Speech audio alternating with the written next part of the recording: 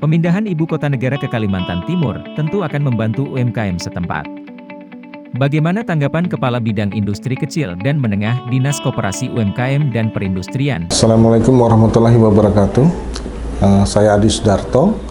Saya Kepala Bidang IKM, Industri Kecil Menengah di Dinas Koperasi, Usaha Mikro Kecil Menengah dan di Kota Balikpapan. Terkait dengan IKN, artinya ini sebenarnya membawa angin segar, Pak ya. Membawa angin segar bagi semua pihak sebenarnya. Dimana dengan adanya IKN ini artinya dengan sendiri memotivasi para pelaku usaha khususnya UMKM untuk menaikkan kualitas, menaikkan kelas mereka untuk siap bersaing. Jadi tidak hanya bersaing di lokal saja, namun bisa nasional dan harapan bisa go internasional.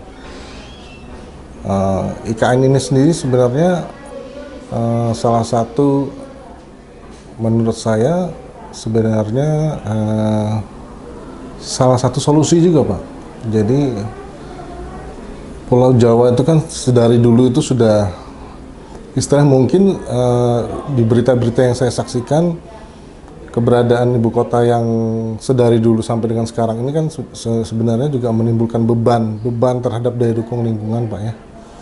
Dengan adanya rencana kepindahan ibu kota negara ini, artinya dengan sendirinya juga akan melegakan itu, Pak ya. Juga membawa angin segar yang saya maksud itu jadi membawa tentu persaingan, Pak ya. Tingkat persaingan nanti tetap akan tercipta, juga akan lebih besar sehingga memicu semangat khususnya UMKM yang ada di sekitar IKN nanti untuk lebih berinovasi, Pak, berinovasi satu, terus menyiapkan diri untuk di pasar global, terus menyiapkan diri juga untuk bersaing dengan UMKM yang pasti akan datang ke kota ini, Pak, atau di kabupaten sekitarnya.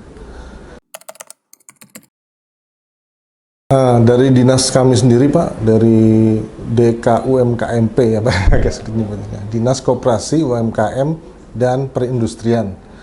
Itu sebenarnya sedari dulu kami itu sudah memprogramkan kegiatan-kegiatan terkait dengan pembentukan misalnya kayak koperasi-koperasi, pelatihan-pelatihan, promosi, terus penciptaan wirausaha baru ya untuk beberapa tahun yang lalu sebenarnya sudah dilakukan, Pak. Sebelum ada isu IKN ini sebenarnya itu sudah dilakukan. Nah, terkait dengan IKN ini kami lebih lebih memperjelas arahnya, Pak. Jadi pelatihan-pelatihan pun yang kami siapkan juga sudah ada perumpunannya, Pak. Sebenarnya sudah dilakukan, cuma sekarang kami lebih mempertegas arahnya, Pak. Seperti kayak pelatihan-pelatihan terkait manajemen, pelatihan-pelatihan terkait keuangan, pelatihan-pelatihan terkait kemasan, Pak ya.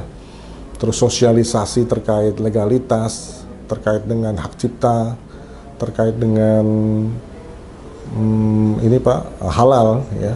Itu memang harus dipertegas dan lebih terarah, Pak ya. Jadi dengan adanya IKN ini sebenarnya dari dulu kami sudah siap dan sekarang lebih dipersiapkan dengan jelas dan tegas, Pak. Mungkin untuk masyarakat khawatir tuh wajar, Pak ya, manusiawi saya khawatir tuh wajar. Karena ada perasaan mungkin khawatir nanti di wilayah kerjanya diambil orang lain, bersaing ya kan, atau nanti kekhawatiran jadi lebih macet ya kan. Tapi di balik itu sebenarnya banyak hal positif yang bisa diambil kan gitu. Jadi kita juga merasa bangga harusnya kan kita, masyarakat Kalimantan khususnya, Pak ya, dengan adanya IKN dilokasikan di daerah kami. Artinya kami dipercaya berarti di daerah kita ini dinilai kondusif, Pak ya, kondusif gitu loh. Secara dari berbagai segi aspek lah, Pak ya, baik lingkungan dan lain-lain kan gitu. Jadi kekhawatiran itu wajar, cuma ya masyarakat tidak terlalu berlebihan, tidak perlu merasa khawatir karena pemerintah sudah merencanakan dan sudah mengalokasikan dengan baik terkait dengan pembinaan, terus dengan pendampingan. Bapak Ibu pelaku usaha di Kota Balikpapan, khususnya usaha mikro, jangan terlalu khawatir dengan kedatangan IKN. Justru persaingan yang dikhawatirkan itu akan otomatis akan memicu motivasi kita untuk lebih inovatif, kreatif, dan lebih survival. Yang penting semangat, kerja keras, kerja ikhlas, kerja tuntas. Itu harus kita terapkan sejak dini. Jangan sampai kita menjadi penonton di tanah kita sendiri. Semangat terus Bapak Ibu.